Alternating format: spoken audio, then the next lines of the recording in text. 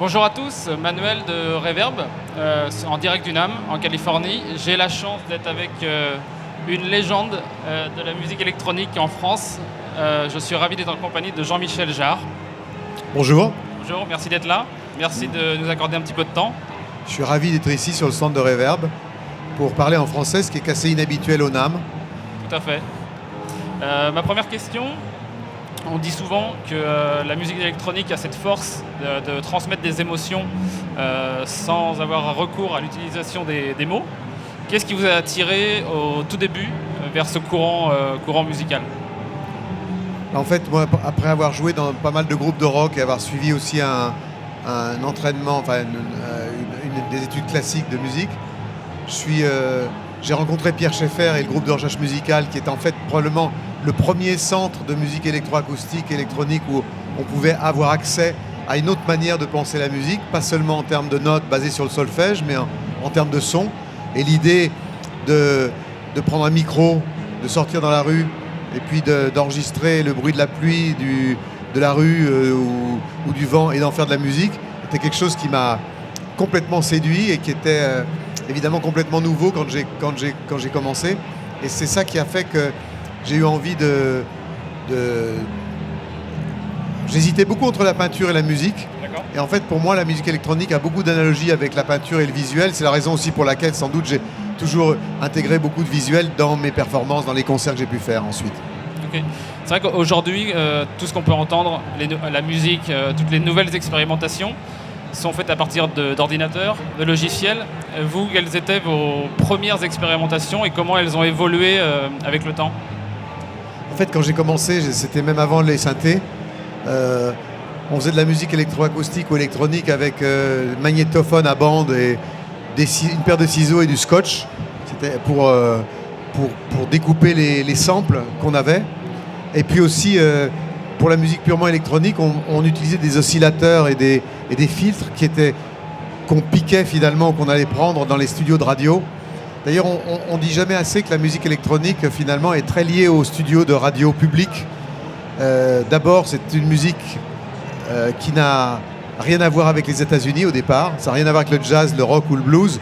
C'est une musique qui est fondamentalement européenne, qui vient de notre héritage de la musique classique. Et effectivement, les studios de radio ont joué beaucoup d'importance parce que c'était au départ, on a utilisé les instruments qui étaient les instruments qui servaient à régler les chaînes broadcast et on en faisait de la musique, quoi. On a détourné ces instruments. D'accord. Et parlons maintenant un petit peu de votre process créatif. Est-ce que vous partez vous vous mettez devant un clavier et vous commencez à penser à quelque chose et vous évoluez avec ça, ou l'idée de base justifie l'utilisation d'un instrument en particulier ? C'est en fait un mélange des deux. En fait, soit je pars d'une mélodie, soit je pars d'une idée de son. Et finalement, un morceau évolue et se fait quand finalement on perd le contrôle. C'est-à-dire au moment donné où finalement un son vous embarque quelque part, ou une mélodie vous embarque quelque part dans un endroit imprévu. Et je pense que c'est ça qui fait souvent la réussite d'un morceau, c'est quand il y a cette espèce de dose d'imprévu et de perte de contrôle. Vous avez composé énormément de musique de films, des musiques pour des publicités, vous avez composé pour des ballets, vous avez fait plein de choses. Quel est votre processus ? Est-il différent quand vous travaillez avec une autre vision créative, un publicitaire Comment vous vous adaptez ? C'est une questions intéressantes parce que je viens juste de terminer un projet pour lequel je suis nominé au Grammy cette année et qui s'appelle Electronica, et l'idée était de réunir autour de moi des gens qui sont des sources d'inspiration pour moi et justement de pouvoir collaborer avec des gens qui font partie de la scène électronique mais qui font pas nécessairement la même musique.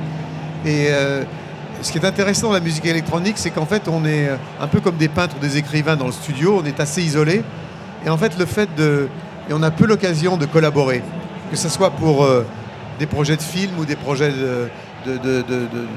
différents, et le fait de pouvoir partager le processus créatif comme on peut le faire dans le rock ou dans le jazz, c'est quelque chose qui arrive moins souvent, et je dois dire que c'est toujours une expérience extrêmement enrichissante forcément.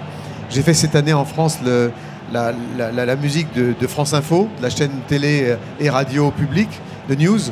Et c'était aussi un exercice qui est assez particulier de concevoir finalement la bande son d'une info continue où il ne faut pas être clivant, il ne faut pas être trop anxiogène. Tout ça sont des exercices intéressants et qui vous font avancer finalement. Vous parliez d'artistes. Quels étaient les artistes qui vous ont influencé depuis le début? Ceux qui sont sur ces 2 albums Electronica, il y en a beaucoup. Il y a des gens comme Moby, comme Pete Townsend, comme Tangerine Dream, comme Air, comme M83, Laurie Anderson, Pet Shop Boys, Gary Newman, Fog Buttons, Geza Feldstein, Boys Noise, Hans Zimmer. Tous ces gens, en apparence, sont des gens qui n'ont rien à voir les uns avec les autres. Alors aujourd'hui, ils sont liés par l'album que j'ai fait, mais ce sont tous des gens qui sont des passionnés du son et qui mettent en fait l'exploration du son et la jubilation qu'on a à faire de la musique à partir du son avant toute autre chose. Je vais revenir sur l'album Oxygène qui a indiscutablement propulsé votre carrière. La question qu'on se pose, c'est est-ce que vous l'aviez senti, anticipé en composant cet album? Non, pas du tout. J'ai fait cet album, j'avais déjà fait certains albums avant dont la notoriété n'avait pas dépassé le bout de la rue. Et puis cet album Oxygène a été rejeté pratiquement par toutes les maisons de disques en disant qu'est-ce que c'est que ça, des morceaux de 10 minutes, ça passera jamais à la radio, il n'y a pas de batteur, il n'y a pas de chanteur. Et finalement, un petit label français, Dreyfus, les disques de Dreyfus ont sorti cet album et ça a été le succès qu'on connaît. Radio One à Londres l'a passé une fois et finalement il y a eu 18 millions d'exemplaires vendus. Ce sont des mystères, ça. Pourquoi les choses arrivent comme ça? Peut-être parce que d'un seul coup ce que vous faites est en phase avec ce qu'attend la société, mais c'est quelque chose qu'on ne peut pas prévoir. Heureusement d'ailleurs. Heureusement, oui. Là, je vais vous poser une dernière question plus sur le matériel que vous utilisez. Vous avez utilisé depuis des années de nombreux synthés, de claviers, des effets. La quantité d'instruments est immense. Est-ce qu'il y a quand même un favori ultime que vous gardez en tête? Le favori, c'est difficile, toujours une question piège, ça, de savoir quel est le synthé. Alors le synthé qu'on préfère peut-être pas, mais celui sur lequel auquel je suis attaché pour des raisons plus sentimentales, c'est sans doute le premier synthé qui est le VCS3 de chez EMS, le synthé anglais, qui est un des premiers synthés européens qui a été fabriqué et qui est le premier synthé que j'ai eu. J'ai vendu ma guitare et mon ampli pour aller à Londres et pour l'acheter. Donc c'est celui et qui marche toujours. Je m'en suis servi récemment encore pour la suite d'Oxygène il y a quelques semaines. Donc c'est un instrument qui effectivement est très particulier. C'est peut-être pas nécessairement le meilleur, bien que ce soit un très très bon synthé, mais c'est celui auquel je suis sans doute le plus attaché. Ok. Merci beaucoup. Merci à vous. Vous repartez ce soir Je repars ce soir et je reviens pour les Grammy dans 15 jours à Los Angeles. Et puis pour ma tournée américaine au mois de mai, où je serai le 27 mai ici à Los Angeles. Et je fais une dizaine de villes aux États-Unis. Donc j'attends de partager le concert, la tournée que j'ai commencé en Europe il y a maintenant 6 mois. J'ai terminé l'année à Bercy à Paris.